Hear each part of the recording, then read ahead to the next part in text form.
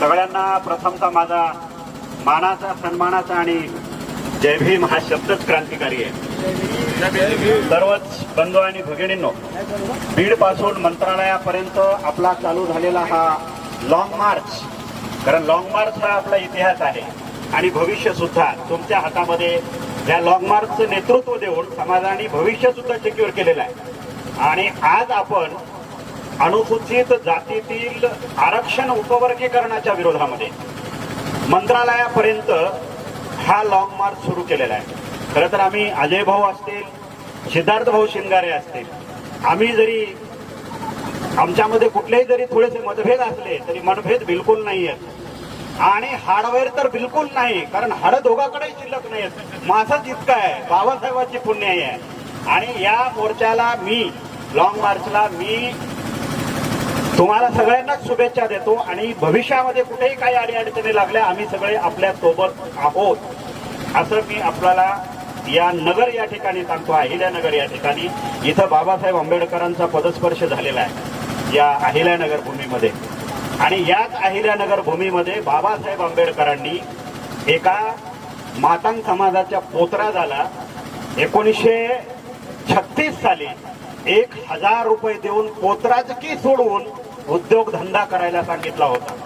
जे लोक म्हणतात ना की महाराजांनी आमचं खाल्लं, त्यांना मी सांगतो बाबासाहेब आंबेडकर हे मांगाला पोतराचकी सोडून उद्योजक पण म्हणणारे पहिले व्यक्ती आहेत बाबासाहेब आंबेडकर। आणि नुसतं उद्योजकच बघ म्हणलेले आहेत बाबासाहेब आंबेडकरांनी। त्यावेळेस 1,00,000 रुपये दिले होते।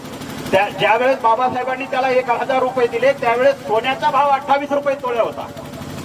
आज सोन्याचा भाव 1,50,000 रुपये तोळा आहे, म्हणजे 35 लाख रुपये आजच्या हिशोबाने जर पकडलं तर बाबासाहेब आंबेडकरांनी त्या काळच्या आपल्या मातंग बांधवाला दिले होते, ज्याला पोतराचकी सोडून उद्योगधंदा कर, हा पोतराचकीचा व्यवसाय तू करू नको असं बाबासाहेब आंबेडकरांनी सांगितलं होतं। त्यामुळे जी लोक बाबासाहेब आंबेडकरांना मानतात त्यांच्या आम्ही मुळातच विरोधात नाही।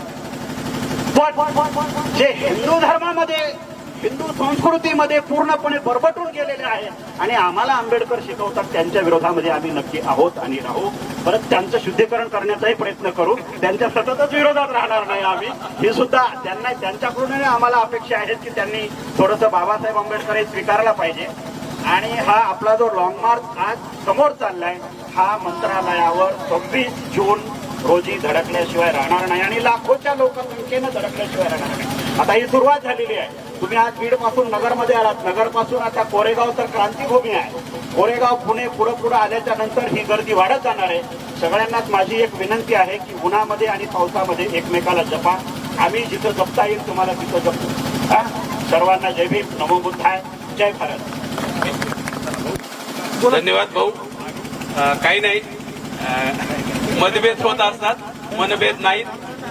हे आपण सगळे बाबासाहेबांचे शिलेदार आहोत, चळवळीतले शिलेदार आहोत आणि सोबत आपल्याला व्यवस्थेच्या विरोधात लढायचं आहे। धन्यवाद, जय भीम।